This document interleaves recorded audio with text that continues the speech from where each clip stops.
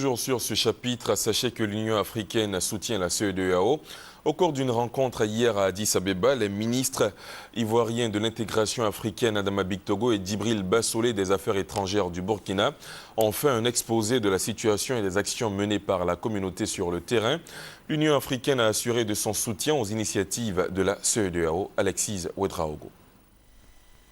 La CEDEAO a présenté à l'Union africaine les situations de crise au Mali et en Guinée-Bissau. Au cours d'une rencontre mardi à Addis Abeba, les ministres ivoiriens de l'intégration africaine Adama Bictogo et Djibril Bassolé, ministre burkinabé des Affaires étrangères, ont fait un exposé de la situation et des actions menées par la communauté sur le terrain. Au terme des échanges, l'Union africaine a assuré de son soutien aux initiatives de la CEDEAO. Le Conseil a par ailleurs adressé ses vives félicitations au président Alassane Ouattara pour sa détermination à trouver une issue rapide et durable aux crises que traversent les deux pays.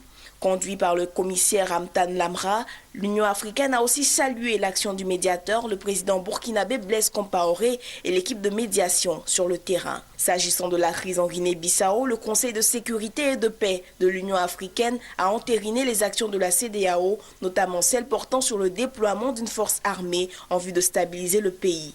Pour arriver à cette mobilisation de l'Union africaine autour de l'action de la CEDEAO, les émissaires de la communauté avaient fait le tour à Addis Abeba dimanche nuit des différentes ambassades de l'Union européenne, puis de ceux de la CEDEAO. À chacune de ces rencontres, les émissaires ont indiqué la détermination du président en exercice de la CEDEAO, Alassane Ouattara, à ne plus laisser prospérer les coups d'État dans la sous-région.